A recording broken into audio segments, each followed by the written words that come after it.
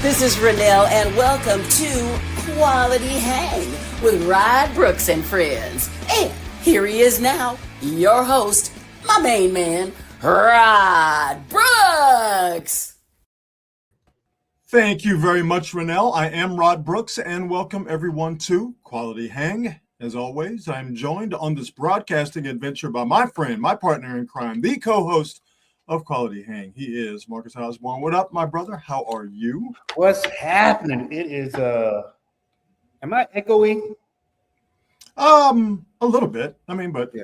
You know, This room is fairly empty as I'm trying to build out a studio in here, and it's good enough for government work. I wouldn't as long as it's good enough. Yeah. No. It's good enough. We'll soundproof it later. Don't worry about it. Yeah.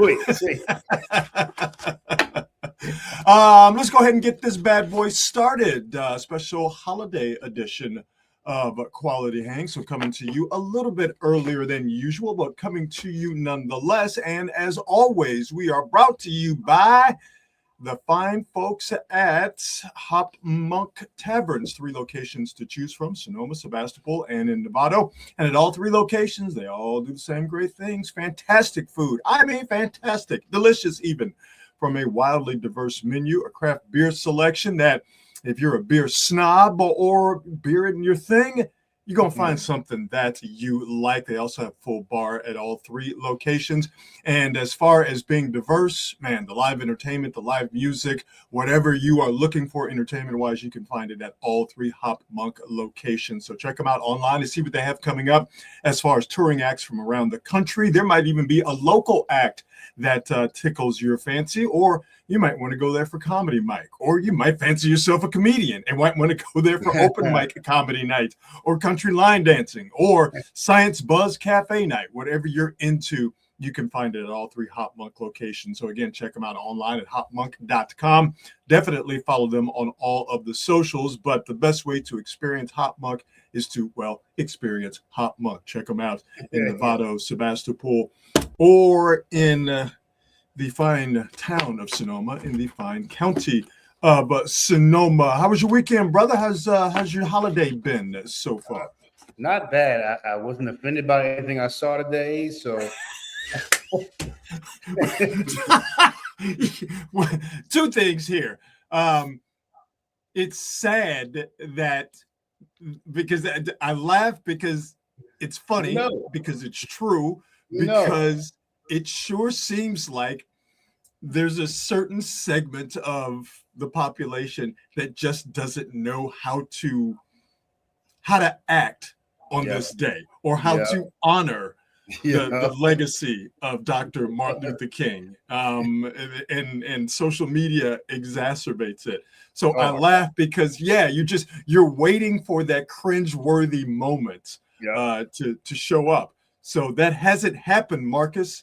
I'm shocked to you yet, but it's going to happen over the course of this holiday edition of Quality Hang, because I do have something that's going to make you go, really? It's a part of bruh, really. There is going to be an MLK themed. I don't want to give it away, but there's going to be something that's MLK themed that is going to make you cringe, and it might even just make you. It might even make you mad. It could, but at a minimum, it's definitely going to make you cringe. So yeah, it's. I don't think we're alone in terms of this holiday being one where you just like, I hope I don't see something that. Yeah, that's exactly it.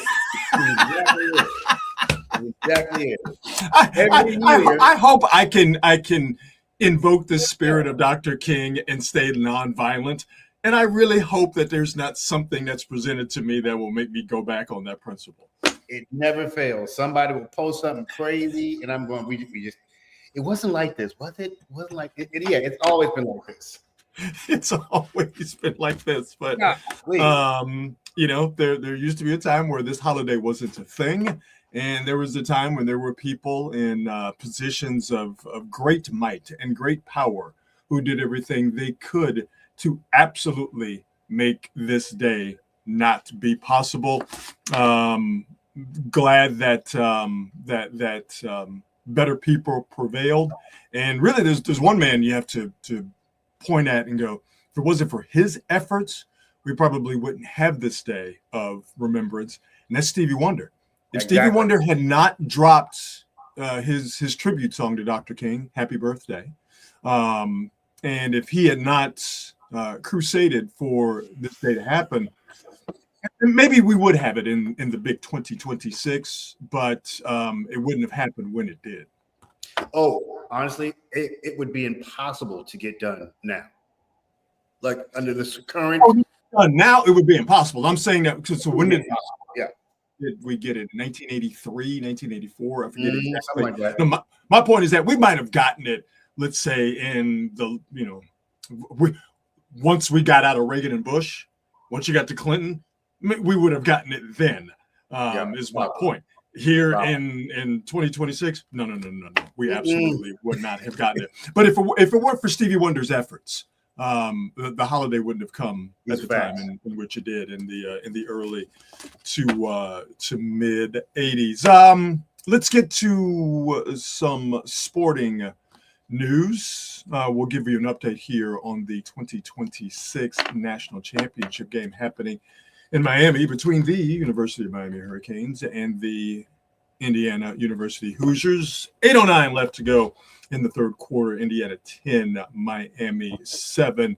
So we'll keep you updated as far as that's concerned. Miami just scored a touchdown a little while ago to cut into Indiana's seemingly insurmountable 10-0 lead, because Indiana's a better game than I expected it to be on both sides of the ball. Yeah, no, it's a defensive battle, and it's happening in the trenches. And there's another sack of Mendoza right there. Indiana's no joke. And the U that Miami's bringing, they're bringing it on the defensive line. They're bringing it defensively. They're running the ball and trying to keep it out of Carson Beck's hands. So, yeah, if you like defensive football and you like an underdog, even though Indiana is the number one team in the country, but they still have that underdog status because they're not a blue blood. But if you like underdogs in defense, this game is definitely for you. Let's start with the San Francisco 49ers and do a post-mortem on them. And let me start the discussion about the Niners by saying I was dead wrong. I had no thought that they would get wiped the way that they did at the hands of the Seattle Seahawks. The Seahawks who, and what we saw on Saturday was just an extension of what we saw a couple of weeks ago in Week 18. Seattle is athletically and schematically, defensively. I'll get to the other side of the ball in just a second. But defensively, they have everything they need athletically and schematically to make sure that the Niners can't do anything. Niners like to run the ball outside. Niners could not do that because Seattle, they have guys who can tackle, and they play the run with 5 or 6 DBs, and they play with a light box. They play with 7, but that doesn't hurt them. So they took away the outside run for the Niners for the second game in a row. Niners just got absolutely beasted in the middle of their offensive line. I thought Trent Williams coming back would make a difference. Trent Williams only gave up 2 pressures, Marcus, but the Niners gave up 19 pressures overall. Leonard Williams and that Seattle defensive line. Again, they continued what they did in Week 18. They whipped the Niners offensive line at the line of scrimmage, so the Niners couldn't run the ball. They had nothing downfield, even with Ricky Pearsall coming back. And with Seattle being as good as they are in terms of running the ball and being able to shield Sam Darnold, for lack of a better way of putting it, it was just an absolute ass kicking that I did not see coming. I thought the Niners would have a little bit more fight and a little bit something extra for them because they got Trent Williams back, because they got Ricky Pearsall back, and because they were seeing him for the second time in less than 2 weeks. None of that made a difference. They got whooped. Yeah, I don't. One of the things I really like about Seattle, and I've never been. Let me be clear. I've never in my life been a Seattle Seahawks fan. As a lifelong Raider fan, I hate everything about that team. So, but one of the things I do like about them is when you watch them play, I hate to say it, I'm an old school dude. I like seeing that type of football. And I think that type of football will always work. Run, defense, pass when you got to. And that team reminds me of a team from 1986. period. That's an 80s football team, and it works. And Sam Darnold doesn't have to win the game. And people talk about game management. Like every quarterback is a game management. The best QBs manage the game best. Your talent is irrelevant. And these dudes are the real deal. I don't know how long they can keep it together, but they got something going right here, man. And they are expected. And they are, they are obviously with 4 teams left. They are, without a doubt, a Super Bowl caliber team. There are no tricks. There is no hocus pocus. There is no, hey, man, they're just getting by. They whoop you on both sides of the line of scrimmage. Because I haven't even gotten to what Seattle was able to do offensively in the trenches. And we'll get to the Niners and what they need to do going forward here. But Seattle, very good offensive line. They run the ball behind that offensive line. Charbonnet, or was it Kenneth Walker? I forget what one of their running backs. I think it was it Charbonnet? I think it was Charbonnet. Tore his ACL. And that's going to hamper them. But Kenneth Walker is a very, very good back. They run the ball very, very well. They have speed, especially when compared to the Niners. And again, we'll get to what the Niners need to do to deal with Seattle and the Rams going forward. And that is increasing their lacking in team speed. But Seattle, they've got speed. Obviously, Jackson Smith and Jigba is extraordinarily good at his job. They're coordinated very well by another member of the Kubiak family. It's a well-oiled machine. And by the way, and we saw this at the beginning of the game, they're the best special teams unit, Seattle is, in the NFL. Now, the Niners were the second best, using all the metrics and not just, and using, kick return, punt return, kick coverage, punt coverage, obviously kicking field goals. The Niners were number 2, but they had been leaking some oil, the Niners, as far as their kick and their punt coverage had been concerned. And then we saw that hurt the Niners in the absolute worst way, at the absolute worst time, at the very beginning of the game. So we'll get to the Niners here in just a second. But that Seattle outfit, it's going to be hard to beat them because they don't make mistakes. And they force you into making mistakes. And if Sam Darnold is not a mistake maker, I don't know how you beat him, quite frankly. I really don't. You had a really good point when you said they just line it up with no tricks and just come at you. And it reminds me a lot of how the Dallas Cowboys used to play. You knew exactly what they were going to do, and you couldn't do nothing about it because they were just bigger, stronger, faster than your team. And go ahead. And no tricks defensively either. Nothing. It looks a little goofy to see them out there stopping your run game with 6 DBs out there, but that's really just line that shit up and run it. We gonna hunt you down and we gonna tackle you, and we're not gonna let you get behind us. We gonna keep everything in front, and there's nowhere for you to go. The Niners tried to play outside the numbers to spread them out a little bit and then attack the middle. And Seattle said, no. We're gonna play this game in a phone booth, and the Niners are just not equipped to do that. And the one thing that they've taken away from the 49ers the last couple of times they played is to run after the catch. That's the 49ers' bread and butter. Mm-hmm. They weren't able to do it at all these last couple of days. Yeah. And so for the Niners, 12-5 season, with all of those injuries,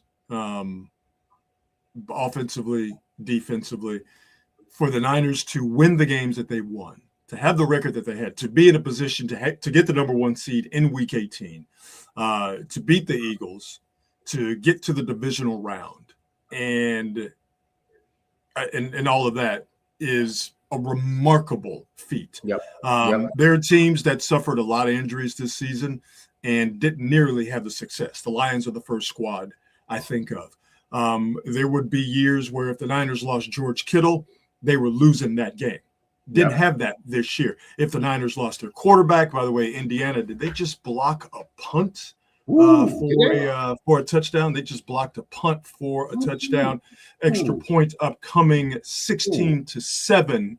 The Indiana Hoosiers are are 17 minutes away from winning college football's national championship. Those words would never tumbled out of my mouth or anybody else's mouth for that matter. So, insane. Yeah, that is absolutely insane. I want you to take a look at Jesus M2159, his comment about the core not being number one anymore. And CMC is not number one, and Kittle is not a number one tight end. I don't believe that. I don't believe that's wrong. Christian McCaffrey had over 1,000 yards on the ground while being one of the most contacted running backs either at or behind the line of scrimmage. He was only averaging 3.7 yards per carry, yet he still got 1,000 yards. Now, you're saying it's a 17-game season. That's not impressive. Christian McCaffrey is going to be 30 years old this June. For Christian McCaffrey to play behind that offensive line and to not have Brock Purdy, to not have George Kittle, to not have a downfield passing game, he was their passing game. So for Christian McCaffrey to basically have 1,000-yard rushing and almost 1,000-yard season, he is an absolute number one. But he's going to need some help. They cannot do that next year, even if McCaffrey stays healthy, which that's the irony of all ironies for the Niners this season, that they lost all of those skill position players this year offensively. Yet Christian McCaffrey was the one that was there for every single game. So the reason that the Niners offensively, they were still able to be one of the best offenses in football, and they were able to be, for a good stretch of the season, the best passing offense in football without Pearsall, without Ayuk, without Debo, without George Kittle for a stretch, is because they had Christian McCaffrey for all 17 regular season games and the 2 playoff games that they played. In terms of George Kittle, I still think he's the best tight end all around in football. He's an inline run-blocking tight end at his core that still catches the football as well as these other young stud tight ends out there. That boy down in Vegas, Kyle Pitts, the cat down in Arizona, Trey McBride. They're all great pass catchers. George Kittle is just as good as they are. When they didn't have Pearsall, the Niners, George Kittle was their best one-on-one numbers to boundaries, man beater, outside threat. He was, along with Juwan Jennings, George Kittle, he was their best red zone target. So, Jesus, we're both in agreement that we disagree. Yeah. The thing is, though, for the Niners, because Seattle ain't going nowhere and the Rams ain't going nowhere, and you got to deal with them 2, possibly 3 times over the course of a season, the Niners have to find a way to get faster because they look like they're running in molasses compared to Seattle. They have to find a way to get faster, and they have to find a way to get better on the interior of that defensive line. They got a first-round pick, 1 first-round pick, 1 second-round pick, 1 third-round pick, and 2 fourth and fifth round picks, if my memory is serving me correctly. They got to get themselves another interior offensive lineman. They've got to find a way to get some speed at wide receiver. And I haven't even started to talk about what I think they need to do, Marcus, as far as their defensive backfield is concerned. The Niners have to get better, faster, younger. They have to do that over the course of this season, because if they don't, what we saw against Seattle is going to happen again, and the problems they have with the Rams are going to be exacerbated even more. With Kittle, the only thing now is when he comes back, what will he be? I mean, he was already not young, but now with this injury in football, I don't know what we're going to get when he comes back. It still doesn't mean I don't think he'll come back and be a great player. But what will he be? And I also feel like it's a legitimate question, sure. And the loss of Warner and Bosa was felt a lot in this game. Yes. A lot. Yes. Yeah. It was felt all season long, but the Niners had a couple of things going for them offensively. They could put up points, and they could shield that defense and keep it off of the field. The Niners were one of the league leaders over the course of the season in time of possession. They were the league leader in terms of number of plays per drive. I actually have the stat right here. Niners are number one with the bullet, averaging 6.82 plays per drive. You combine that with time of possession. You're controlling the clock. You're controlling the ball. They were number one team. Were the Niners number one? Yeah, number one team in the red zone. And all of that got you points, and it shielded your defense. But once they were unable to rely on their offense to do that, like we saw in these last two games against the Seahawks, the Niners defense was just under siege. And it wasn't just Bosa and Warner. When they lost Michael Williams, any shot they had of being able to rely on their run defense, just as this is what's going to happen, and we could get the ball back to our offense, they pretty much cratered that. They were able to, the Niners, do enough defensively because they got some good performances at times from certain guys. Yeah. But I also think that there was a Robert Saleh effect, and we'll get to Robert Saleh in just a second. There was a Robert Saleh effect because, he knew how to make chicken salad out of chicken shit. And he would, the bend but don't break thing was real. And while the Niners would give up yards from 35 to the red zone, to their own 20, once they got into the red zone, they bowed up. And you give credit to the players, but you also give credit to Robert Saleh because he would send timely blitzes. He would coordinate the hell out of those situations. But again, you can only get away with that for so long, and you're really not going to get away with it when you see a superior opponent. And the Seahawks, Week 18 and last Saturday, they were 100% the superior opponent.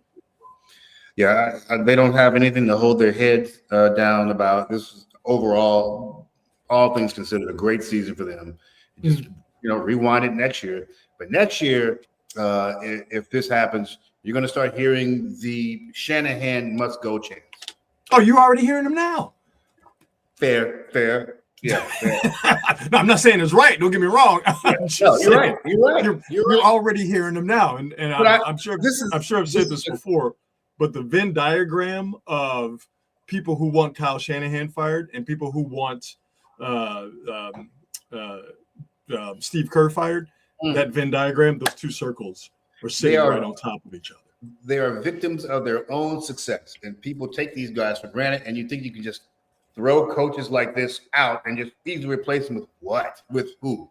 Like either one of those guys, if they're not working tomorrow, they will have jobs tomorrow. 100%. And yeah, it's silly, but I know that uproar is going to get loud. Well, I mean, it could get as loud as it wants to. It don't mean shit to the people inside the Niner organization. Yeah. And we played the soundbite on post game a couple of nights ago from Trent Williams. And listen, if you're not going to listen and believe Trent Williams when he says Kyle Shanahan is a big reason why, with all the injuries and all the things that went against him, that they had the season they had. And he said it's not just about his game planning and his play calling on Sundays, although that's a big part of it. Trent Williams said it's also about what he does during the week. Getting guys motivated, staying in guys' ear, having them believe that just because you lost Bosa and you lost Warner and you lost Kittle for a bit, and you lost this guy and that guy and over again, you still have a chance to win. That's important.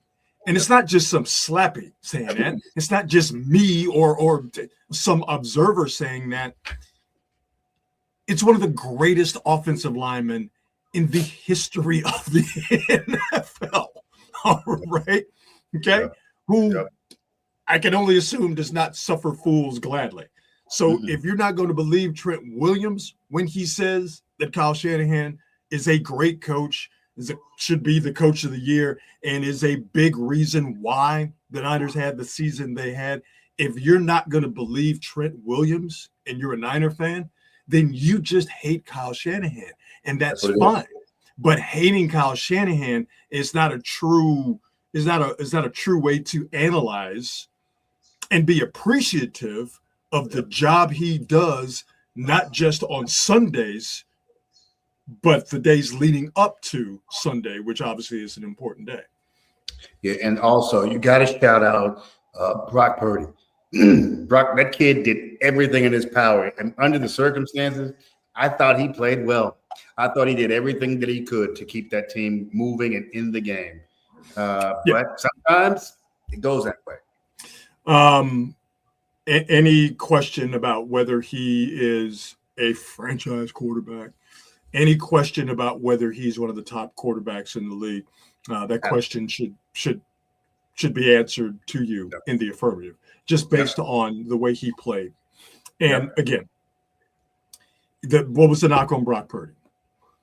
He's a system quarterback, or he's a game manager, or he is only Brock Purdy because he played with the Avengers, McCaffrey and Kittle and Ayuk and Debo. He's a product of that. This year, and this guy helped. Don't get me wrong, because like I said, he had 1,000 yards on the ground, and he's one of the best slot receivers in football too. Having Christian McCaffrey do both of those things in your offense makes your offense better and makes you a better quarterback. I'm not denying that. That's just one dude. Didn't have Kittle for 7-8 games. Obviously, it didn't have Ayuk the entire season. Obviously, you didn't have Debo for the entire season. You had Ricky Pearsall sparingly. He was out there, and Mac Jones for this matter. They were out there throwing passes to Juwan Jennings, who, by the way, had a hell of a season, Kendrick Bourne, Demarcus Robinson, Sky Moore. Jake Tonjes. All right, I'll throw the tight end in there too. That's what Brock Purdy was dealing with. Brock Purdy's arm strength, without question. Brock Purdy's anticipation. He's the best in the league at making those layered intermediate midfield throws, which I think, other than throwing from the right hash to the left sideline, that layered intermediate throw is the hardest throw in football, because you fuck that up and you get that wrong. Somebody snatching that. Going back the other way for 6. Yes. The guy has the two most important things that any great quarterback should have is decision making and accuracy, and he has both of those. And he pushes that bad boy downfield. He averaged over 8 yards per attempt. That may not sound like a lot. You were pushing up there 8.5, close to 9 yards per attempt in a game over the course of a season. You are pushing that thing down the field. And he was without Ricky Pearsall, without George Kittle for a good chunk of time, without Brandon Ayuk, without Debo Samuel. Like I said, his decision-making, his processing. What I was really impressed with Brock Purdy this year was his movement, and not just scrambling or running, but his movement in the pocket. But the Niners' offensive line, as you heard me talk about, it's got to be better. Brock Purdy thrived in spite of that offensive line. If he wasn't able to move in the pocket the way that he did, Brock Purdy might have gotten hurt because of how bad the Niners were in pass protection, particularly, if not exclusively, up the middle. Brock Purdy, as one of the top quarterbacks in the league, especially based on what we've seen so far in these playoffs, particularly what we saw last weekend in the divisional, Brock Purdy's status as one of the top quarterbacks in the league this year cemented it. And again, if you don't think that and you're a Niner fan, I'm just inclined to believe that you hate Brock Purdy, and you can do that.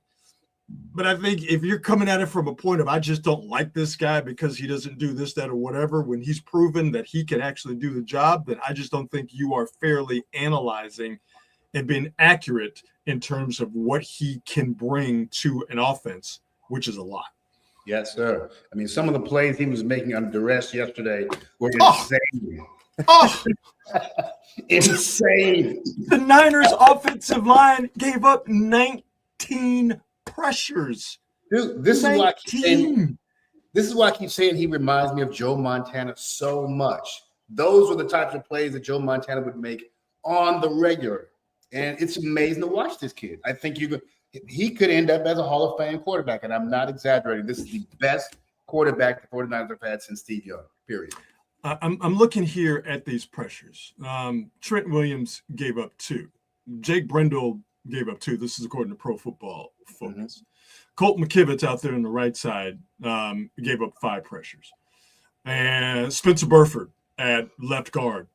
And I thought that Spencer Burford was going to have a better game because Trent Williams was back. Trent Williams, if you don't remember, didn't play in Week 18. So I thought Trent being back would be better for Spencer Burford. Boy, was I wrong. Because like I said, he gave up 6 pressures. The Niners have to address that left guard position. They like Jake Brindle at center. Some days I do, some days I don't. You're not going to draft a guy, stick him in there at center, and have him do a very tough job in a very tough Kyle Shanahan offense. Yeah.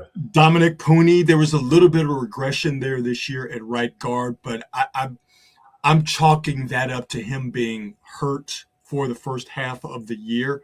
And I think even though he got better, healthier, I guess, I'm guessing a full off season and a healthy Dominic Pooney, knock on wood, from start to finish, I'm fine with Dominic Pooney.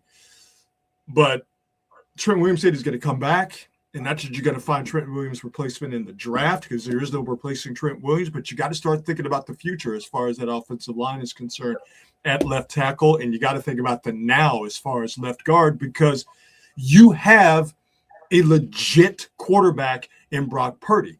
So this is a long-winded way, per usual, of me saying for the Niners, dealing with the Rams and dealing with the Seahawks, they got to get faster offensively, and they've got to get weapons to take advantage of what they have in Brock Purdy and what they have left in terms of time with Christian McCaffrey, with Trent Williams, and with George Kittle whenever he comes back next year.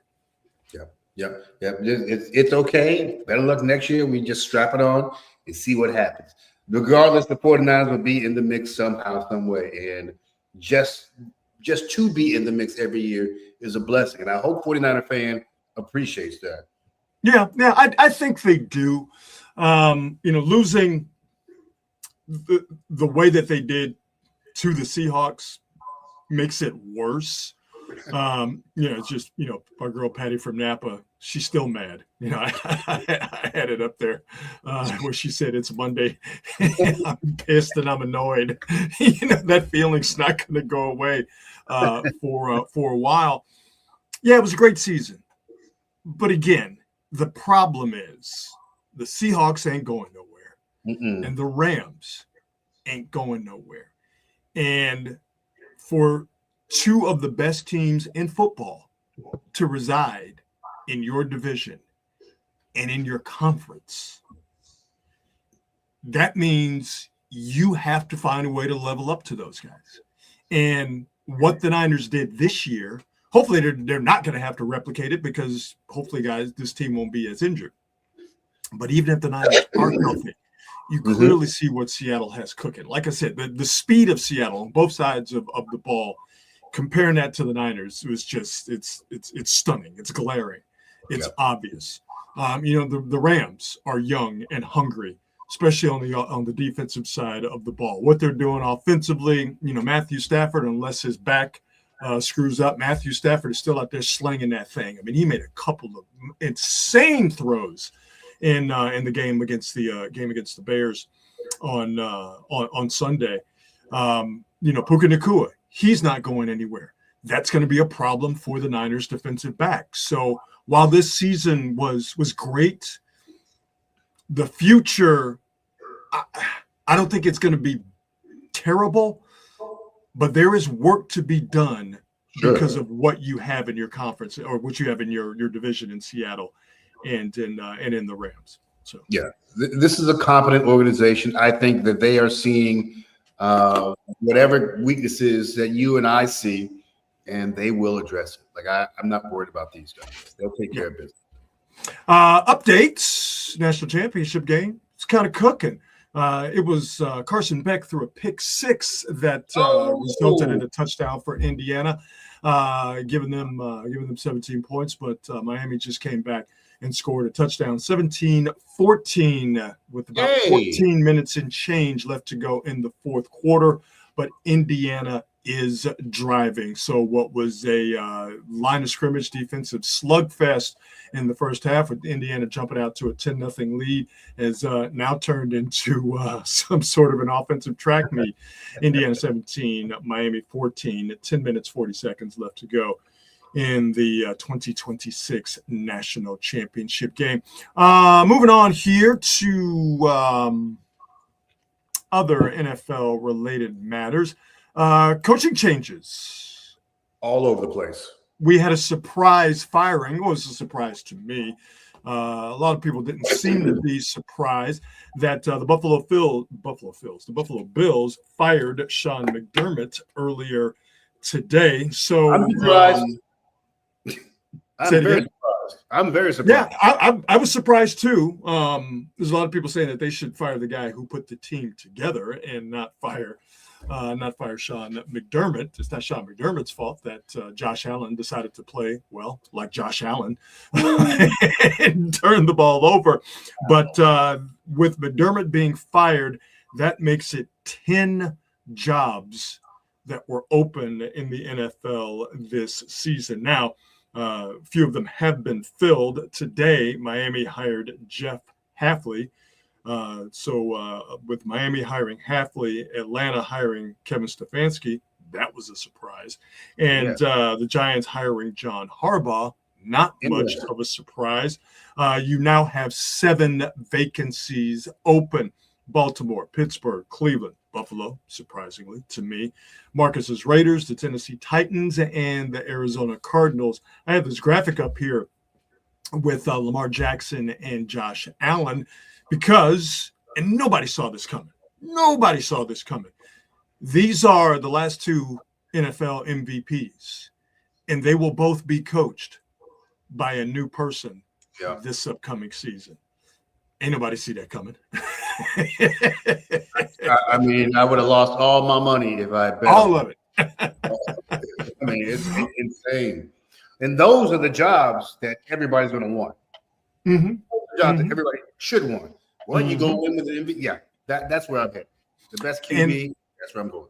And that leads me to the next question for the Niners and what they will have to deal with going forward, because now Robert Saleh, who's already interviewed with the Baltimore Ravens, scheduled to interview with the Cardinals. Obviously, that job isn't nearly as attractive as the Ravens job.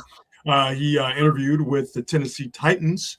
You would think that the Buffalo Bills would try and interview Robert Saleh. You know, the thought was Robert Saleh coming back that this year with the Niners, there would not be a slew of attractive jobs opening up. So the thought would be that Robert Saleh would stay longer than a year. Well, if you have a chance to coach one of these 2 guys, you have a chance, if he's feeling that it's worth it, to go coach Cam Ward down in Tennessee. Or if Robert Saleh is feeling like Raiders with that number 1 pick, I kind of like the direction they're going under, what Tom Brady has going on. Maybe he feels like Fernando Mendoza, who, by the way, just bulldozed into the end zone to give the Indiana Hoosiers a 23-14 lead with the extra point upcoming, 9:18 left. If he feels like Robert Saleh, Fernando Mendoza is a foundational piece he can work with. Cal should have paid him. Well, I mean, but here's the thing. He's already the highest paid defensive coordinator in the league.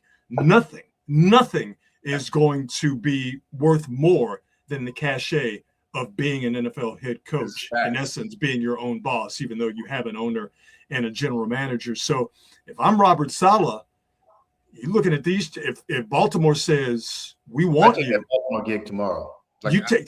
If Buffalo says, we want you. You take that Buffalo gig tomorrow. If Tennessee throws a bunch of money at you, if Miami throws a bunch of money at you, if the Raiders throw a bunch of money at you, notice I'm leaving the Cardinals and the Browns out of it. And I don't think the Steelers, they kind of have their archetype. They want a young guy in his 30s defensive coach. But even the Steelers, if the Steelers' money is right, you're Robert Saleh. There's no way, in my estimation, no way you stay with the Niners as a defensive coordinator, and that would be a blow to the Niners for the upcoming season. Yeah, man. I actually don't think that Cleveland job is as unattractive as everybody else does, just because they got that defense and they actually have some talent. If they let Robert Saleh do what he does, I can see them being pretty good. Well, here's why, and you're Marcus, you're 100% correct. Here's why I discount Cleveland and the Cardinals. Cards. Robert Saleh just got fired from one of the worst organizations, not just in the NFL, but in all professional sports. You know who's not too far behind the Jets? The Browns, in terms of being one of the worst organizations in North American professional sports. You know who's not too far behind the Browns, or maybe even ahead of the Browns as far as one of the worst ownership groups in all of American professional sports? The Cardinals. So I eliminate them just because, and this is my assumption, but I feel like I'm right on this. Fair. I don't know if you're Robert Saleh and you have your pick of a very good job or staying with the Niners. I don't know how you repeat the same mistake of going to a shitty ownership group and having those people have your fate in your hands, even if you do get a chance as a defensive coordinator to get a hold of Myles Garrett and a really, really good Cleveland defense. But I could be wrong. I wouldn't touch the Cardinals. No, hell no. No, God knows. No. And actually, I'm surprised we didn't have. Did we have a firing with the Jets? I don't think. No. They kept Aaron Glenn. I'm relatively surprised. I'm not gonna lie. I'm relatively surprised. Well, I mean, yes, you would expect the Jets to do something rash. I think that I don't know how you blame Aaron Glenn for the Jets being generationally shitty. I'm not saying that Aaron Glenn didn't have something to do with the Jets once again being terrible, but I mean, it's the Jets. It's the Jets. So, Robert Saleh, the chances of him coming back next year to the Niners, I don't know. Too many good jobs out there. Put it this way, before that kick was missed in that Steelers-Ravens game, I would have said that there was an 85% that Robert Saleh was coming back to the Niners. With that kick being missed and both of those jobs being open, and now the Buffalo job being open, is less than 50-50 in my book. Who saw that coming? Nobody. For real. Nobody. For real.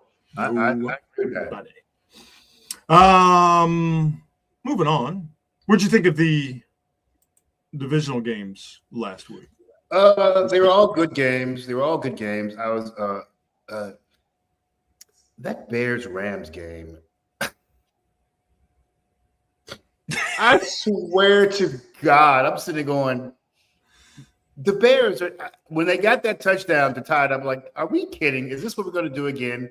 I keep saying it's going to end. It's going to end. And it hadn't ended. Well, this time it ended. And barely. They can't keep living that way. Yeah. It cannot keep living that way. And then how do the Rams win? A team that has lost games because of their horrible special teams play. Yeah. How do the Rams win?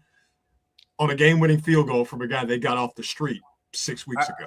I mean, everything I thought was actually came to fruition. I think I picked the Bears to win that game because I don't believe in the Rams, and the Rams didn't do anything to change my mind. They are the same team. I just don't believe in them. I think that they're going to get worked by the Seahawks.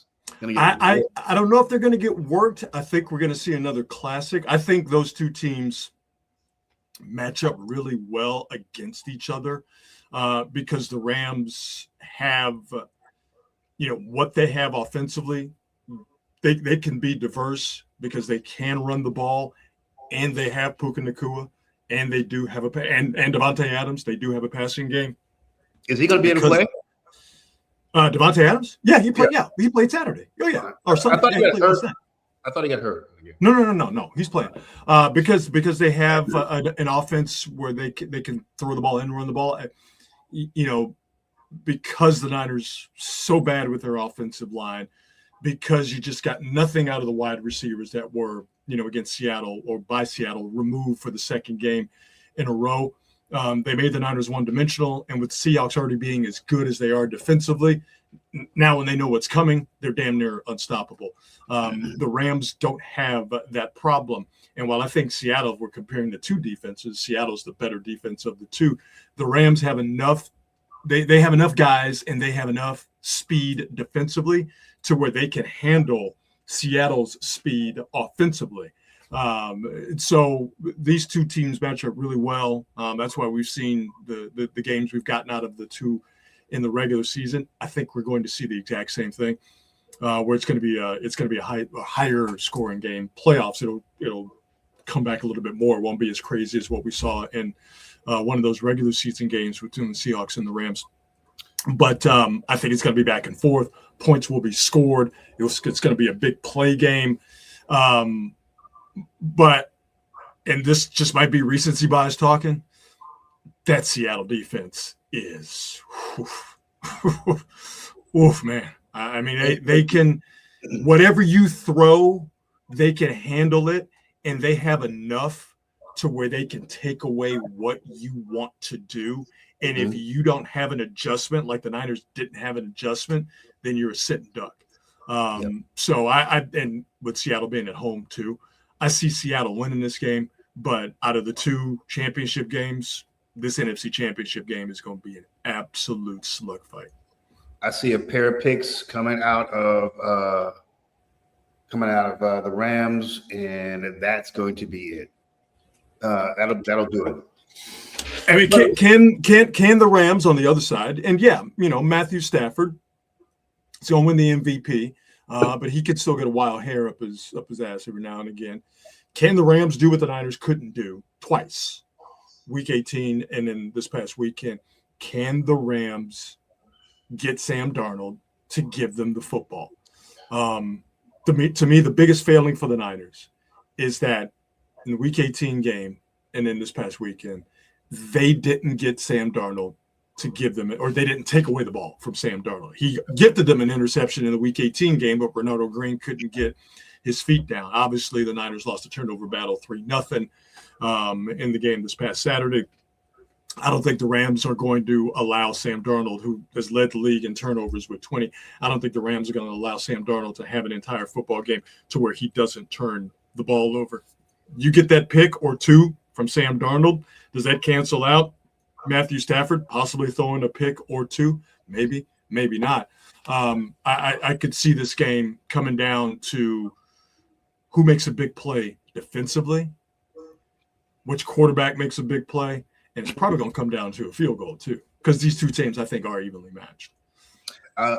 With the way they're playing right now, I just don't see this being a super close game. Now, they are division rivals. They played each other multiple times, but the way these teams are playing, I just can't see the Rams keeping up for the entire game. I can see it being close for 3 quarters, and all of a sudden there's a couple of big defensive plays in the 4th quarter, and then you end up having a 10-point loss for the Rams. That's fair. AFC Championship game. Let's go. That was a pick, right? Am I wrong?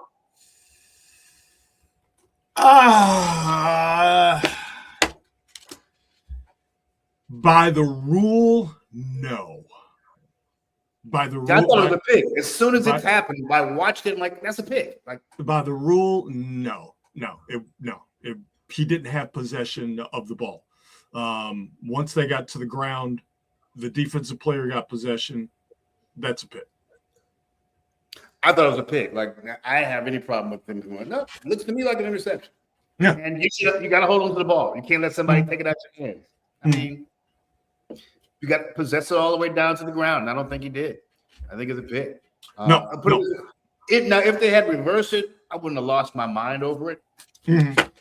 You know what I mean? But for me, replaying that, from what I saw, it wasn't enough to overturn it. Yeah. It wasn't enough to that didn't cost them the game. So no, didn't cost them the game at all. The quarterback play in this divisional round was brutal. It was a tough watch. By the way, Miami just scored again. They still have some work to do. Extra points upcoming, 24-21 if the extra point goes through with 6:37 left to go in the fourth quarter. So game was 10-0 at the half. We're coming up on 24-20 with 6 minutes left to go in the fourth quarter to steal a line from Howard Cosell. What a football game this has turned out to be. Let's move on to Warrior-related matters and All-Star game-related matters. The All-Star starters were... Wait. Yes, go ahead. Let's talk Texans. No, we don't. For what? Why? Do you just want to make me mad? Huh? Is that what you want? You think you mad? This I saw somebody say it, and I don't remember who said it, but that person said that 30 other quarterbacks, if they had played for Houston, win that game, and that's the way I felt. No. He didn't say no. He didn't say 30. He said 31. 31. Guy on ESPN said that 31 quarterbacks had played that game. All right, if 31 other quarterbacks had started for the Texans, they would have won that game. Terrible. That is the single stupidest thing I've heard in a long time. First and foremost, C.J. Stroud was terrible. Ooh. He was awful. Drake May wasn't really all that much better either, but we're talking about C.J. Stroud. C.J. Stroud was absolutely terrible. And he lost the game. I don't say that very often about one player. Well, here's the thing. He unfortunately had a lot to do with it, and I think that's just the nature of the beast, the nature of the position. But Darryl Stingley Jr., who I love, gave up a touchdown to Keyshawn Boutte. The Texans defense, they were under a ton of pressure because of what they weren't getting from the offense, but you can't put it all on C.J. Stroud's shoulders. The vast majority of it definitely belongs on C.J. Stroud's shoulders. But to say that 31 other quarterbacks could have played in that game and they could have won it, like I said, it's the single stupidest thing I've heard in a long time, because you can't sit here and tell me with a straight face that Geno Smith could have played in that game and won that game. The man who led the league in getting sacked, because sacks is a quarterback stat too, and interceptions. Geno Smith, I don't even think is he even a quarterback? Like he's. I don't think I saw worse quarterback play this year than Geno Smith, and I'm not exaggerating. I don't think maybe that kid over in Cleveland. Now, I was just about to say, Shedeur Sanders took some snaps, and I saw him. They weren't all that good, but he's also, a fifth-round rookie draft pick. So the kid who was before Shedeur Sanders was worse. Yeah. God awful. Well, just different levels of different levels. But I get his point. Like, he was being hyperbolic, obviously, but I get his point. C.J. Stroud, I don't know what's happened. The decision making was so terrible. Yeah. So bad. What happened? The fall off from C.J. Stroud's rookie year to this now completed year 3 should be studied. And I think it's a couple of things. Different coordinators. Offensive line was not at its best. They got spanked. And give the Patriots defense a lot of credit too. All right, it's a good Patriots defense, very good Patriots defense. But he was seeing ghosts, didn't trust the protection. The Texans didn't run the ball, couldn't run the ball the way that they wanted to, and I think the way that they needed to help C.J. Stroud. Yep. And I'm no doctor. He didn't have Nico Collins, and I still think that's a good Texans receiver group, even without Nico Collins. But Nico Collins is special. Didn't have him. Tight end. And he Dalton Schultz eventually got hurt, so he didn't have him in the second half of that game. He was not trusting C.J. Stroud, what he was seeing, which meant that he was late. I listened to the game yesterday, and Andre Ware won the Heisman Trophy when he was at the University of Houston, running shoot team in 1989. He does the color commentating, and listening to Andre Ware, he was growing increasingly more frustrated as the game was going on, because he couldn't understand why C.J. Stroud just wasn't seeing the field and why he was late on so many throws. And then that one turnover where he just threw the ball up for grabs that eventually ended up being the pick six. That's the most egregious of them all. I'm not a doctor, but I am going to play one here on YouTube. I think the concussion that C.J. Stroud suffered a few weeks ago to go along with all those other things I mentioned had a lot to do with what we saw yesterday. Wow. But also, again, I think a lot of this is on him in terms of his growth and development as a quarterback, and he has to have a heart-to-heart talk with himself about his shortcomings, because yesterday was not a good look. Not a good look at all. I also had a little bit of a problem with the play calling. Like, once they saw what was happening, and I know you couldn't run, but I was very surprised they didn't go with more quick hitters and screens and pocket movement just to give this dude a chance. I'm like, what's going on here? Yeah. I have my issues with the offensive coordinator, and this is just a fan in me talking, but I completely agree with you.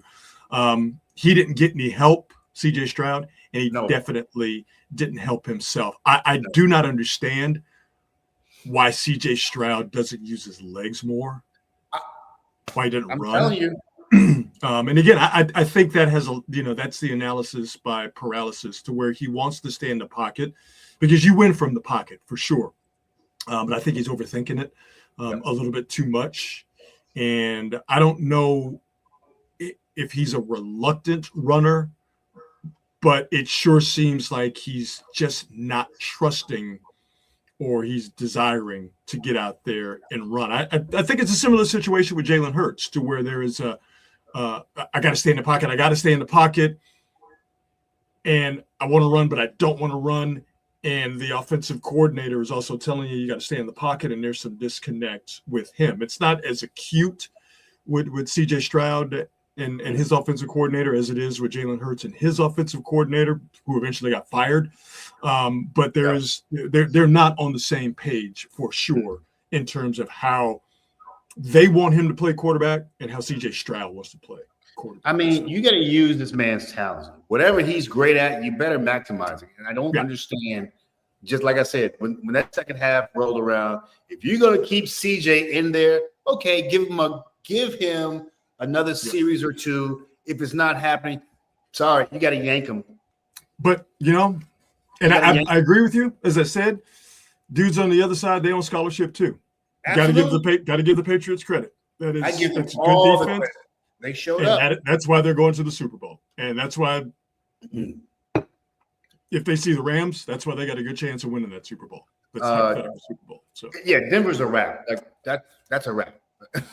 Seems that way. Seems that way. Yeah, but again, I mean, when talking about how interesting the quarterbacking was this past weekend in the divisional round, before Bo Nix got hurt, you got the full Bo Nix trick-or-treat experience.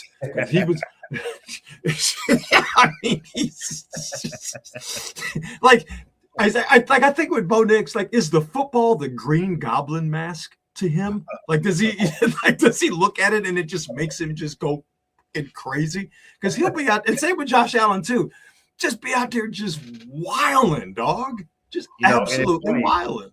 It is funny. They don't jump on Josh Allen like they do these other guys. And I'm not just pulling it out of my ass. Like, I pay attention to this stuff. But Josh Allen is constantly praised. When they lose, he typically does not take a lot of heat for it. No, he blames himself more than certain people in the media. You're right. And then you get Lamar out there, and it's he lets his teammates down. He quit on the team, blah, blah, blah. I'm like, wow. Yeah, well. And by the way, he's had as many tough playoff losses as Josh Allen has. But with Josh Allen, poor Josh. But Lamar's got to be better in playoffs. Like, what there's a really interesting and nuanced discussion that could be had about that. But I just don't have the time, nor do I have the bandwidth to really get into that right now. But you know what I'm talking about. Yes, sir. Wink. Yes, sir. let's get to the Warriors specifically. Let's get to Steph Curry. Let's get to specifically All-Star Wardell, Stephen Curry. The All-Star starters were named today, and you see here the bottom row right there, smack dab in the middle, is your very own Stephen Curry, named to his 12th All-Star game, his 11th time as a starter. See him there with Luka and Shea and Wemby and Nikola Jokic. Eastern Conference starters, Jalen Brunson, Kate Cunningham, Jaylen Brown, Giannis Antetokounmpo, and Tyrese Maxey. Congratulations to Steph. But what's interesting, if you notice, not who's on that list, but who ain't on that list. Yeah. Anthony Edwards, not on that list. LeBron James, not on that list. Now, there was, I guess it was some sort of a vote off between Victor Wembanyama and Anthony Edwards, and Wemby got the requisite number of votes. That's why he is one of the 5 Western Conference starters. But interesting that Steph is there, and I think it's deserved. And again, it's a popularity contest. It's 50% fan voting, 25% media voting, and 25% current player voting. That's how you get the All-Star starters. But interesting that Steph's there. Like I said, rightfully so. But no Ant, no LeBron. I didn't think. I mean, well, I can't say I didn't think. I wouldn't. I'm not surprised that he is a starter, but I would not have been surprised if he wasn't. Same here. He's a popular guy, and he's having a very good year. You know what's really funny? He's the only American on the team. I was going to mention that. I'm like, wait a minute. He's the only American on the squad. 3 Europeans and a dude from America's Attic, aka Canada. Yeah. Now they're gonna do the NBA versus the world thing for the purposes of the game. That'll be interesting. For marketing purposes, they're sticking with East and West.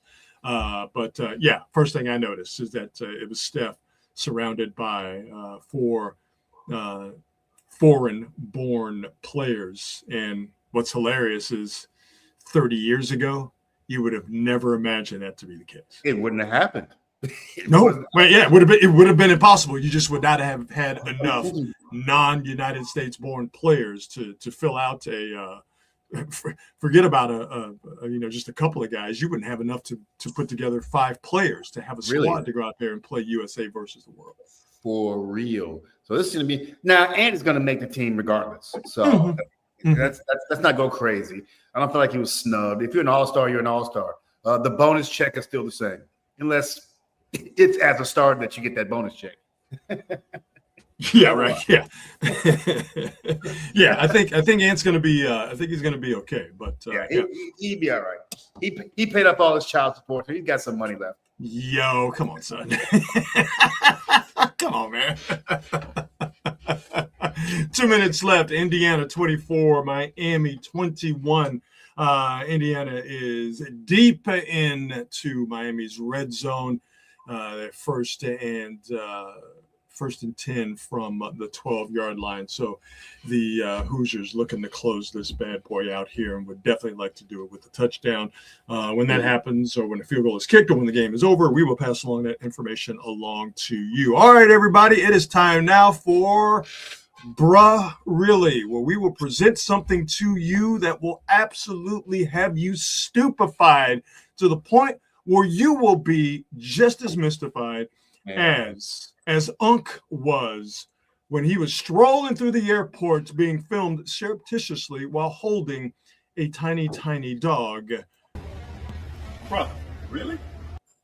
You will have the exact same reaction as Shannon Sharp when I bring you this little bit of information. Marcus, remember you said earlier that this MLK holiday, you have yet to run across something that makes you angry in terms of this holiday being memorialized or being mentioned, right? Yes, and sir. you felt like it was a good day because you haven't run across a piece of detritus on social media that just makes you mad about MLK Day. Well, sorry to let you know that I'm about to make you mad. And it actually involves LeBron James. LeBron James has a new colorway coming out for his signature shoe. And it's a colorway that is designed to honor the legacy of Dr. Martin Luther King. I am going to put up this graphic with the shoe, and you will see why this shoe and this colorway and this honor is being roundly denounced.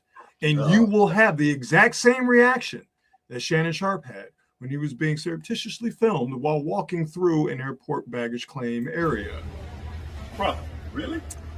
Behold the LeBron James Honor the King colorway. What do you notice about the color of that shoe? Oh, man. No. It's the same. What is that? Let's call it aqua blue color. It's the same color as the Lorraine Motel in Memphis, Tennessee. The Lorraine Motel, for those of you who don't know, where Dr. Martin Luther King was cut down by an assassin's bullet on April 4th, 1968. I can think of different ways to honor Dr. King. I can think of much better ways to do that.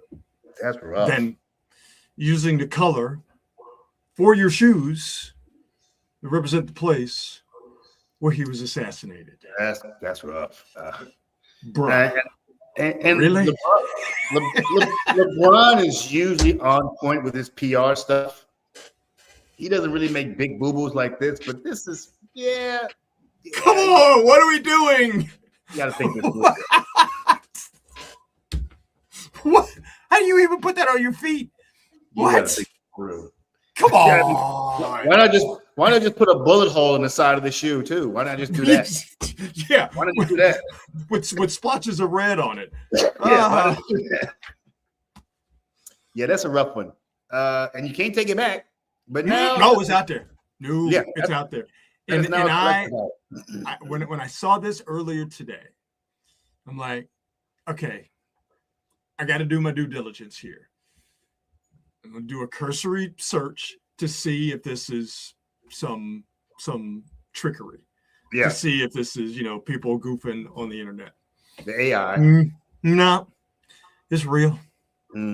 It's real. That's like I said, I told you it was going to make you do this. Yeah. Bro, really? Bruh. Really? I'm less angry and more like disappointed and like, you didn't see this through? Like, you didn't think this through? I'm sure the King family doesn't go, oh, this is amazing tribute. Thank you, LeBron. I mean, how does this reach your desk? And you go, okay. Like it's just I don't know. Maybe I am giving myself too much credit and I'm not giving LeBron enough grace. And I say I'm giving myself too much credit. Okay, so Indiana kicks a field goal. So it is 27-24, 142 left. Miami has no timeouts, and they have to score a touchdown to win the national championship, or Indiana, who's 100 to 1 to win the national championship before the season started. Even though Indiana had a very good year last year, Indiana 100 to 1 long shots, the longest of shots to win the national championship. Will pull off one of the greatest feats in not just college football history, but American sports. But I say, maybe I'm giving myself too much credit, and I'm not giving LeBron enough grace. And I say maybe I'm giving myself too much credit because I'm saying if somebody gave me this shoe and said this shoe is to honor Dr. King, is it okay? Like the first thing I would say was, it seems like that's part of the color scheme of the Lorraine Motel. I would like to think that would be my immediate reaction, but maybe I wouldn't. Maybe, like I said, maybe I'm just giving myself too much credit. Now, maybe I'm not giving LeBron enough grace to say that it didn't compute. You know, it didn't measure. And that would be a failing of LeBron, just like it would be a failing of me if I were in that position. But LeBron's got people around him, right? Like it's like that's kind of what I'm thinking. I'm like you. I can't really get mad about this. Yeah. I'm just baffled and bemused more than anything else. Yeah.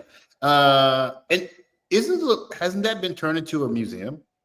Yes, it's a National Civil Rights Museum. Museum. Okay, so so maybe that was what he was thinking. I don't know. But it's a faux pas. Okay, you know what? All right. See, that's what I'm saying. I'm glad we brought this up because, of course, we love to poke fun at LeBron anytime we get a chance. Yeah. And anytime I get to use this. Brother, really? I'm going to do it. But you know what? That's a good point, and that's why I wanted to have this discussion with you, and talk about it on the show, because there could be a point of view that I didn't see.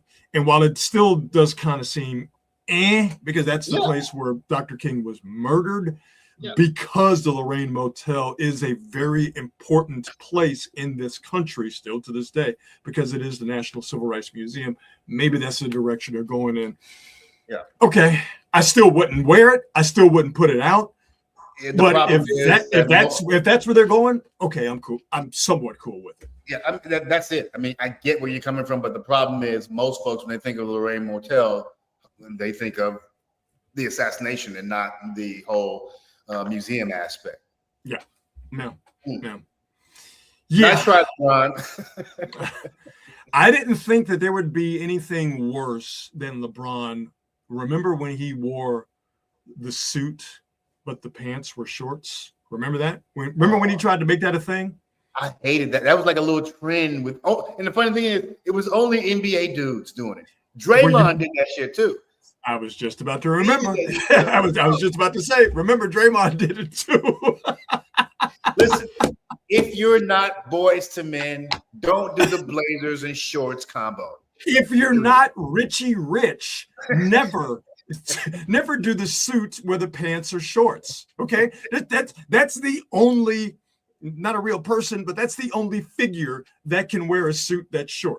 Okay, it's the richest child in the history of mankind, Richie Rich. No one else can do that. You look stupid unless you're Richie Rich. All right.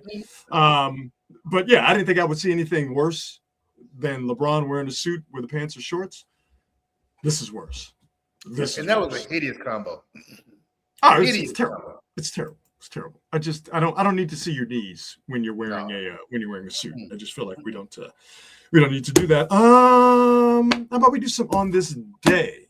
Yeah, man. Before we get out of here on this day, January 19th, on this date, January 19th. You know what? Let's get the bad parts out of the way, and let me preemptively apologize to you, Marcus, and say that I'm sorry. But on this date in 2002, in snowy Foxborough, Massachusetts. Oh my God. Yeah, man, my bad.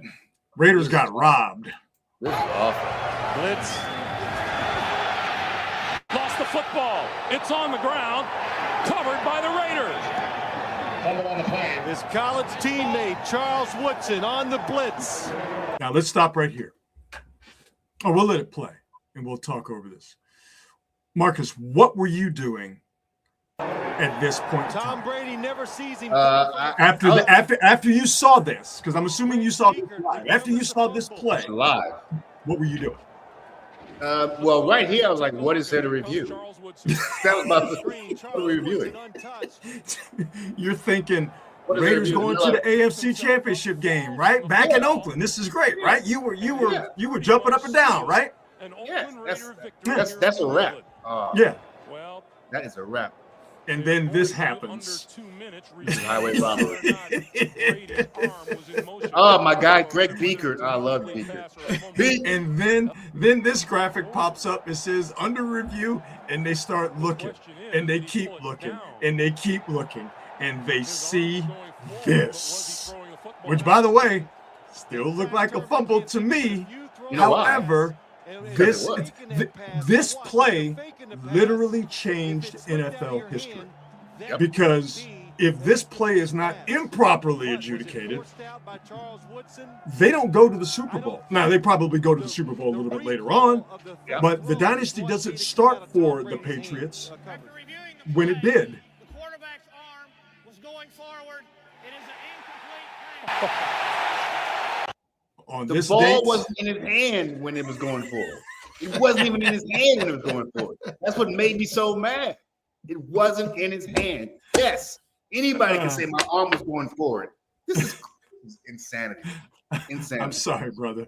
That's twice. The Raiders launched 2 dynasties on goofy plays. Interception by Indiana. Game over. Yep, game over. The Indiana Hoosiers will be the college football national champions. 27-21. Carson Beck just threw a game-losing interception. Yeah, That is crazy that that. Wow. Yeah, it's crazy. It's a different time to where in college football you can buy players, and with the transfer portal, it's not crazy that a team could go from terrible to good in the stretch of a couple of years. Wow. The fact that it's the Indiana University Hoosiers, a basketball school that really hasn't been good at basketball in a long time, a perennial dog shit football program, one of, if not the losingest Division I college football program of all time. They've flashed a couple of decent years the past few years. No. The last bowl game they went to was 30 years ago, like the Copper Bowl. The last Rose Bowl they went to, or the last time they won the Big Ten, was in the mid or early 60s. Indiana football has been terrible since the beginning of Indiana football. It's only been the last couple of years. This year, spectacularly.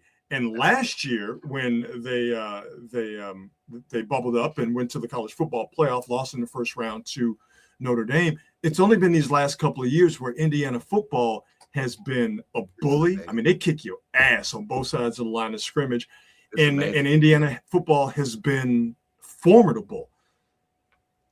And again, you can buy players, you can handpick players, you could go and get what you need from the portal, and Indiana has done that. They have a bunch of guys who are in their early, some guys are in their mid-20s. They built a football program to win a national championship in 2 years. And it's Indiana University. That's wild. That's wild. That's absolutely wild. On this date, January 19th, 2026, the Indiana Hoosiers are the best college football team in the United States of America. That's crazy. You know what? That's pretty damn cool. And you know what? So glad Alabama didn't win. A&M didn't win. Ole Miss, Georgia, Notre Dame. I'd keep going on down the list. Yeah. This actually makes it interesting. It makes it very interesting. Anybody can pick this thing up and win it, except for Oregon. I don't know. All that money. What's the old joke? Infinite uniform combination, zero national championships. Yeah. If you're USC, you should feel like complete and total crap right now. Indiana's national. If you're Notre Dame, you should feel awful right now. 100%. Indiana. 100%. National champions. USC, no excuses for USC. No excuses. No excuses. Not only do they have the money, but the players are in their backyard. In your backyard. Absolutely. They're in their backyard. So yeah, on this date in 2002, the Raiders got jobbed. The Tuck Rule game happened on this date all the way back in 2002. On this date in 2004, Howard Dean's political career ended with a scream. Not only are we going to New Hampshire, Tom Harkin, we're going to South Carolina and Oklahoma and Arizona and North Dakota and New Mexico. We're going to California and Texas and New York. And we're going to South Dakota and Oregon and Washington and Michigan. And then we're going to Washington, D.C. to take back the White House.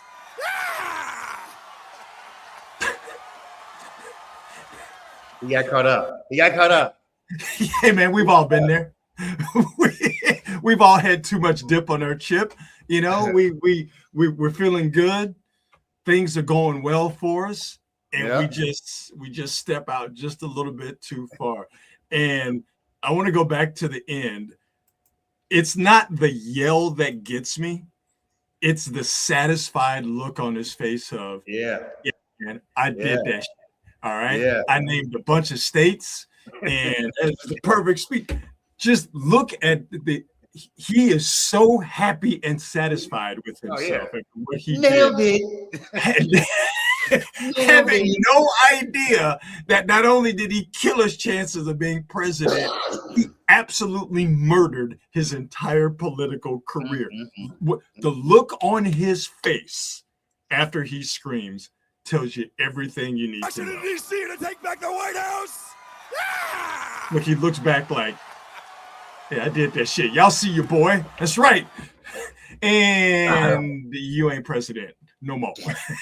That's it. It's not going to happen, champ. Well, remember how easy it was to get disqualified as a candidate? You know how quaint it was when we would judge presidential candidates on whether they screamed and it was so weird, ridiculous. or Mike Dukakis looking stupid in a tank with a helmet on, or Dan Quayle not being able to spell the word potato. Remember when politics was funny and quaint? It ain't funny and quaint no more. Oh, man. Look, the look on his face. He's like, I nailed this shit, son. Got him. Got him. Howard Dean's like, I'm the coldest motherfucker out here. You know, he went home that night and played that video hella times too. All the time. Check this out. Check this out. Check this out. Ain't nobody touch Howard Dean when he got a mic in his hand, son. That's how good I am at this game. You can't stop me. Take back the White House.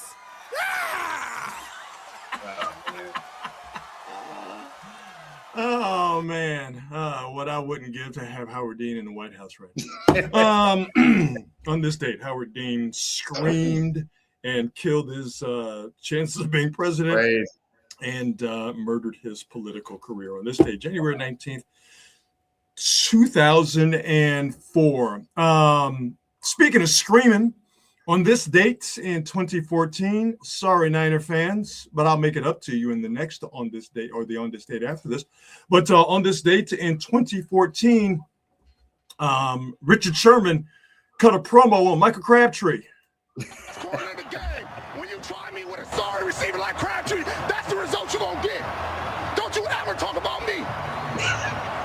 Who was talking about you? Crabtree, don't you open your mouth about the best. Or I'm going to shut it for you real quick. LOB. All right, and Joe, back over to you.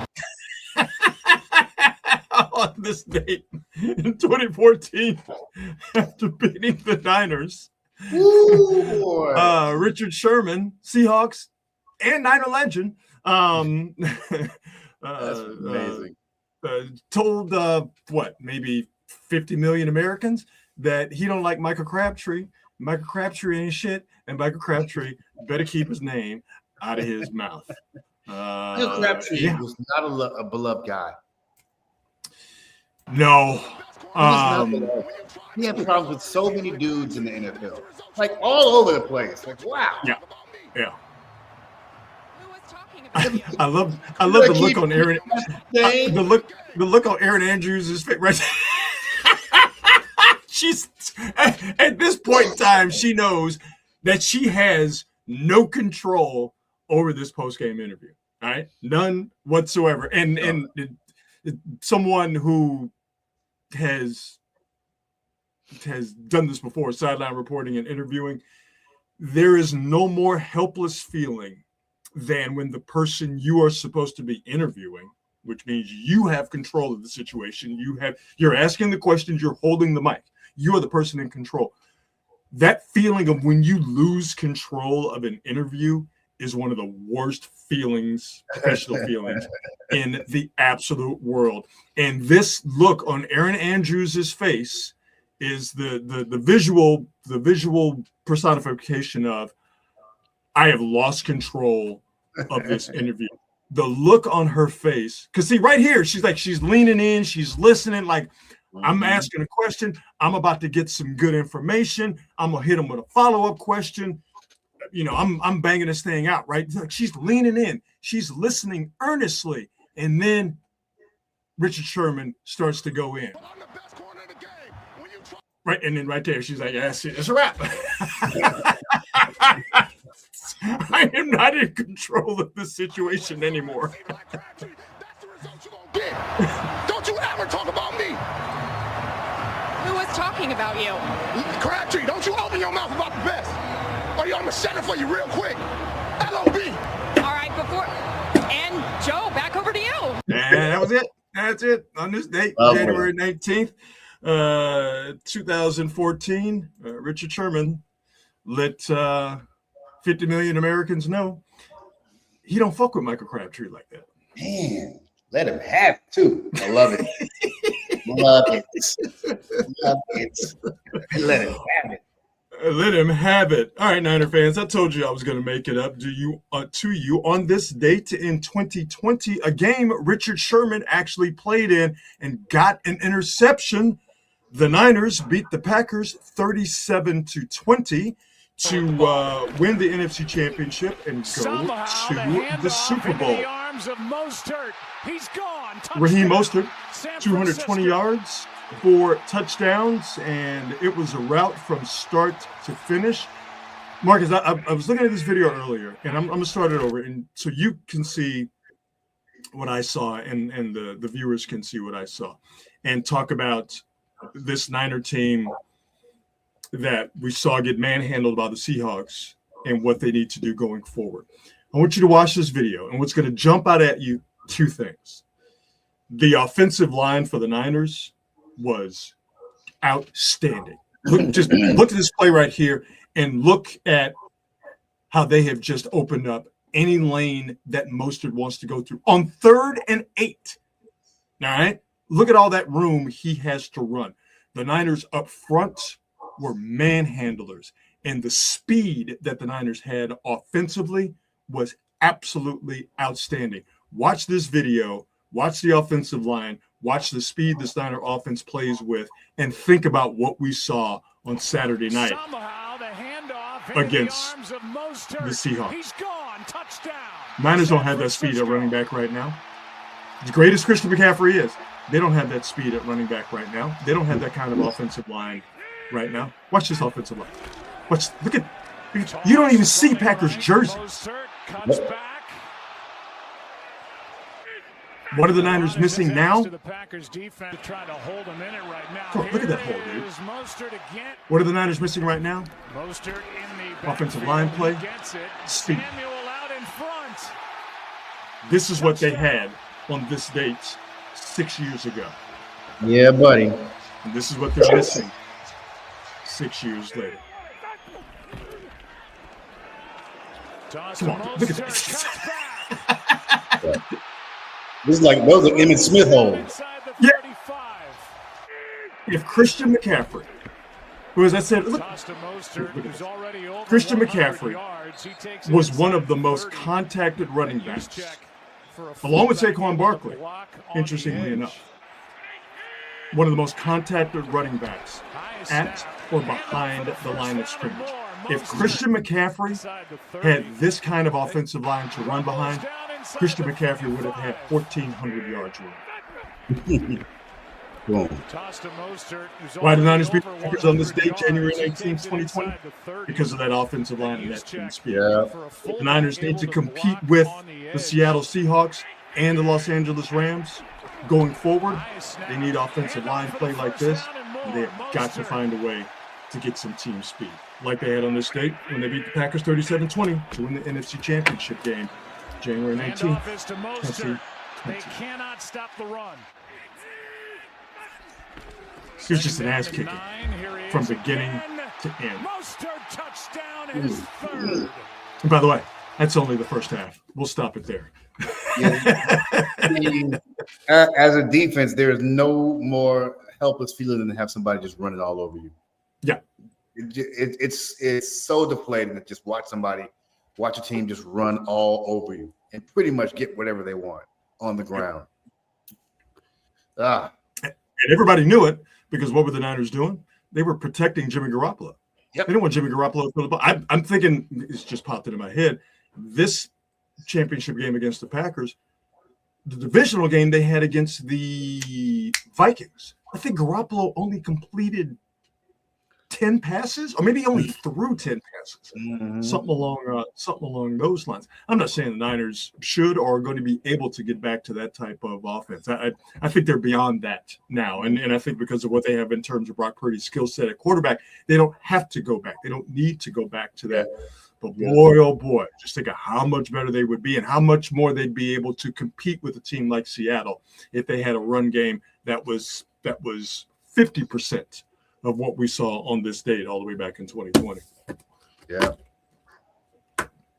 The good old days, Niner fans. The good old days. So there you go. On this date, January 19th, 2002, Tuck Rule game. 2004, Howard Dean ended his career with a scream. 2014, Richard Sherman ranting about how sorry Michael Crabtree is. And on this date, 2020, the Niners beat the Packers to go to the Super Bowl.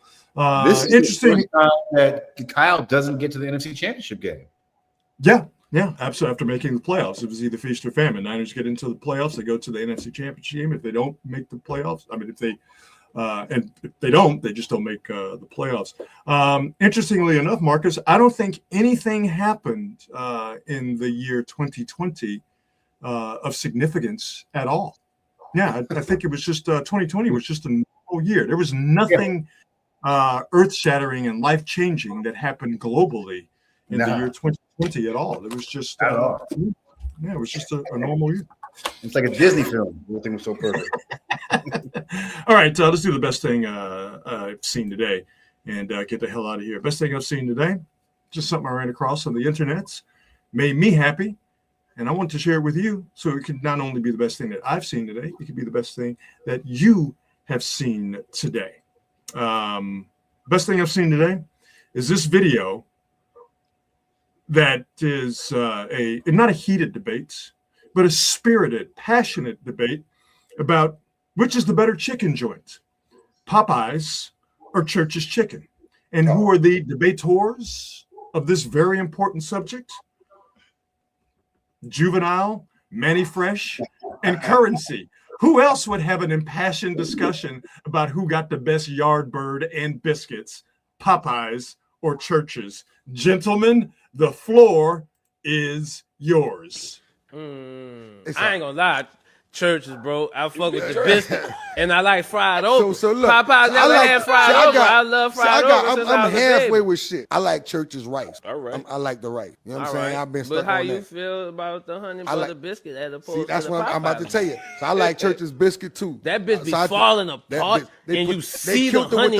The honey is into the dough of the biscuit. Everything They're else not on brushing Popeyes. it like I see the Popeyes commercial. They brush the butter on that bitch. You remember this shit inside it. It's like a Popeyes for the dessert. ballers, the ghettos eat Churches. For sure, I could dig You it. dig? And So that I'm motherfucking half and half, biscuit dog. is like a dessert. I'm from the ghetto, That's but I'm a balling. dessert biscuit. And fried okra. You know, That fried okra, yeah, bro.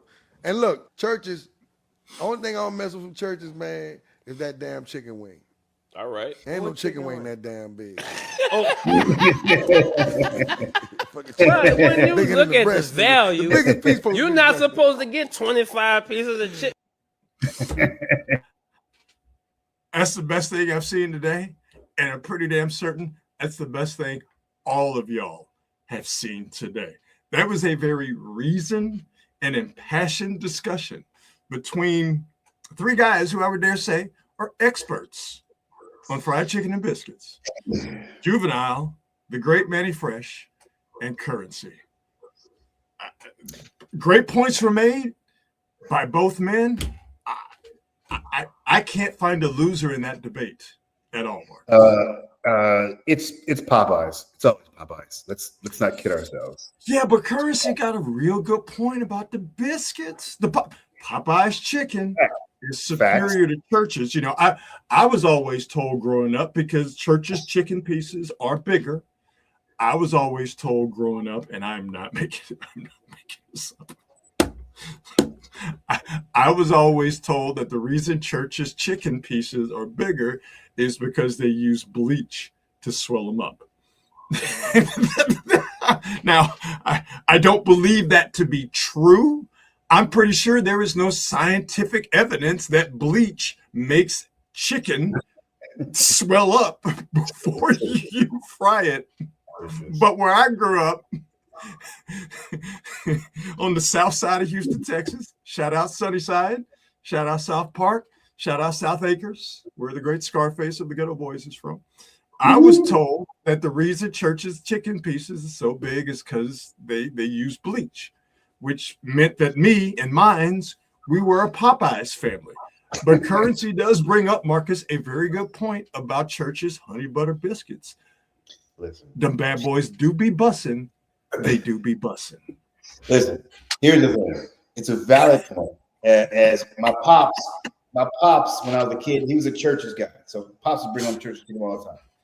And the biscuits, they was good. However, overall, like Popeyes gives you the chicken and they give you the sides. And I think the biscuits may be the only sides that churches has on Popeyes. The so real is Popeyes or KFC. That's where it really boils down to. Now, see, I to me, there's no contest. It's always going to be Popeyes. Of course The real question is Popeyes and what you know about that crispy, crunchy chicken you can get from gas stations. What you know about that's a whole nother level of chicken. Nothing. It's S tier chicken is what it is. Popeye, like, see, here's the problem with Popeye. See, look at us. We're having our own impassioned discussion about chicken. On this day where we celebrate the life and legacy of Dr. Martin Luther King, by the way, that's the kind of show you're watching right now. The problem with Popeyes is this: quality control has gone downhill over these last few years. You are not lying. One Popeyes can be amazing. The next one will be like, wait, what is this? The quality can vary at the same Popeyes. You could go to Popeyes and it could be hitting, and then you could go there 3 days later and it not be hitting. What's up with that? And I'm like, what is going on? This is unacceptable. I mean, if I could complain to the Popeye gods anywhere, I'm like, yes, quality control is the thing you need to be worried about. Talk to your franchise owners because they hurting you, man. Exactly. There you go. See, that's what we want to do here on this show. We want to start debate and we want to make you think. And we are happy and we are glad that we can engage in a reasoned and passionate discussion about who got that best yard bird, just like Manny Fresh, Juvenile, and Currency did when they had a discussion about who got it better, Popeyes or Church's chicken. That is the best thing that I've seen today. Facts. There you go. And we did it for you, Dr. King. We did it for you. Because without you, we wouldn't be able to have this discussion, now, would we? Not at all. Nope. Man, fried chicken is the single thing that keeps me from even thinking about being vegetarian. I am not willing to give that up.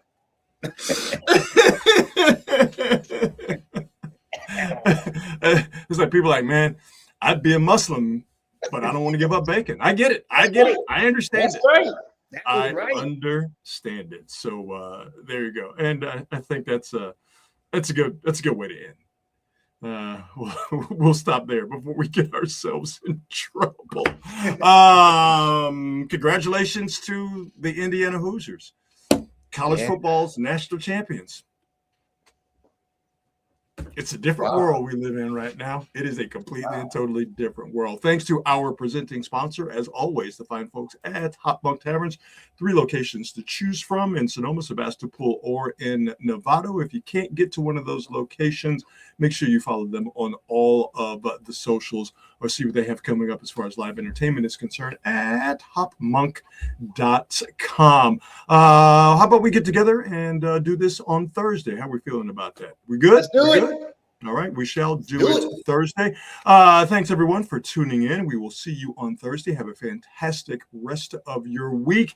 And as always, remember, be good and be good at it. We'll see you.